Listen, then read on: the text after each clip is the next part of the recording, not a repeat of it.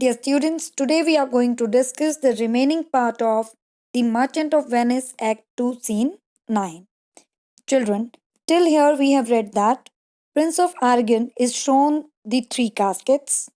He is impressed by the silver one, as the inscription says that whoever chooses it shall get what he deserves. Due to his arrogance, he feels that he is the most deserving as he is full of merit by the way of rank and position. He is comparing himself with the less deserving ones who really do not realize their lowest positions. He thinks that he is above others in a position and quality. He thinks he is a wise and most deserving of all. He feels that there is no one in the world who deserves Portia as him because he doesn't choose anything that he doesn't deserve. Now, let's discuss the remaining part of this scene. Portia. Too long a pause for that which you find there. Portia says, "You pause too long for one who has found good fortune." This she says to Prince of Aragon when he opens the silver casket and doesn't speak anything. Aragon, what's here? The portrait of a blinking idiot? Presenting me a schedule. After opening the silver casket, Prince of Aragon says, "What's here? The portrait of a dull eyed fool who offers me a written paper. I will read it. I shall read it," he says. "How much unlike art thou to Portia? How much different you are from Portia? How much unlike my hopes and my deservings? How much you are different from my hopes? How much you are different from what I deserve?"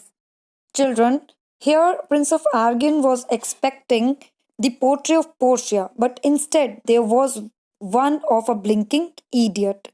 It stands for the foolish decision made by the Prince of Aragon.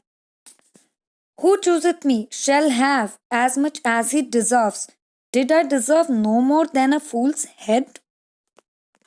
Prince of Aragon repeats the inscription written on the silver casket: "Who chooses me shall get as much as he deserves," and asks, "Do I then deserve no more than the head of a fool?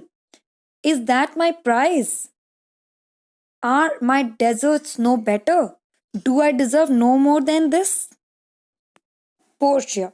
To offend and judge are distinct offices. Offices means duties and of opposed natures. Portia says, "The one who has offended and the one who judges have different duties and different capacities." Aragon. What is here? Reads, "The fire 7 times tried this." Aragon reads the message written on the scroll. It is written that silver is tested 7 times by the fire. 7 times tried that judgment is, that did never choose amiss. And a judgment is similarly tested 7 times, which never goes wrong. Some there be that shadows kiss, such have but a shadow's bliss. Some people they give affection and they are attached to the shadows and they get but a shadowy happiness, not the real happiness but only the shadowy happiness. There be fools alive, I wis, silvered over, and so was this. There are fools whose foolishness is hidden under silvery hair.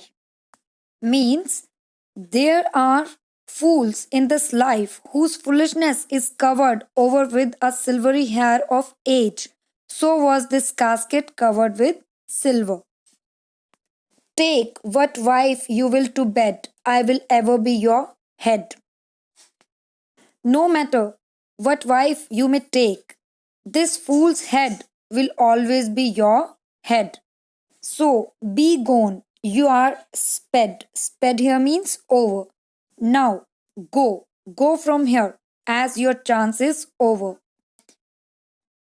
So here the Prince of Argon is asked to leave at once as his chance to choose the casket is over. Still more fool I shall appear by the time I linger here. With one fool's head I came to woo, but I go away with two. After reading this, Prince of Aragon says, if I stay here any longer, I shall only appear all the more of a fool. I came to win Portia with one foolish head on my shoulders, and I go away having gained another one also. Sweet adieu, sweet goodbye. I'll keep my oath, I'll keep my promise, patiently to bear my worth, and patiently bear my misfortune. After this, Prince of Aragon departs, leaves the place with his followers. Portia, thus hath the candle sing the moth. O these deliberate fools, when they do choose, they have the wisdom by their wit to lose. When Prince of Aragon leaves Belmont, Portia is happy and she tells Nerissa, one more moth has been burned by the candle. She is comparing Prince of Aragon with the moth. As moth is burned by the candle, in the same way, Prince of Aragon has lost his chance by taking the wrong decision, by choosing the wrong casket. Then she says, even fools choose deliberately, knowingly, thinking that they are wise in their decision, but their deliberate decision finally defeats them. Narissa, the ancient saying is no hearsay. Hearsay means rumor or some false teaching. Narissa says, the old sayings are not false. Hanging and wiving goes by destiny.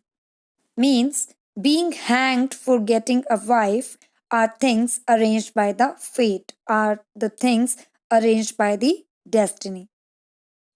Portia, come, draw the curtain, Nerissa. Portia asks Nerissa to draw the curtain and come with her. Enter a servant. Servant, where is my lady?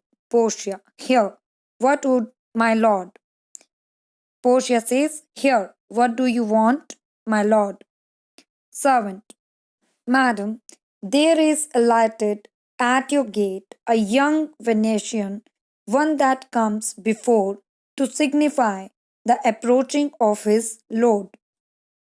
The servant tells Portia that a young Venetian has just arrived, who is actually a messenger to his lord, and he informs that his lord will come soon, from whom he bringeth sensible regrets, to wit besides comments and courteous breath, gifts of rich value. Further he says, the messenger brings from him substantial tokens of respect, some gifts, valuable gifts, with the respectful words. In addition to salutations and courteous regards, he has commendations, he has some valuable gifts. Yet I have not seen so likely an ambassador of love. Further, the servant says, he has never seen such a messenger of love in his life. A day in April never came so sweet to show how costly summer was at hand.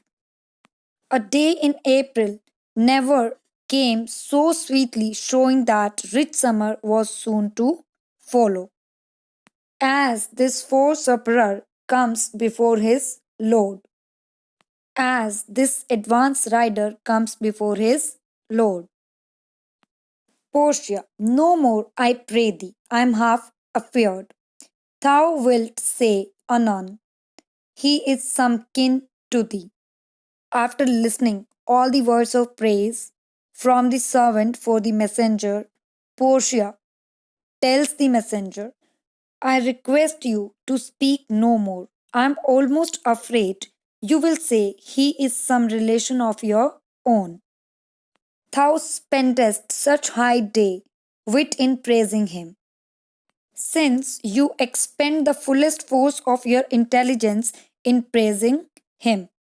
Come, come, Narissa, for I long to see quick Cupid's post that comes so mannerly. After this, Portia tells Narissa to come with her to meet this swift messenger of Cupid.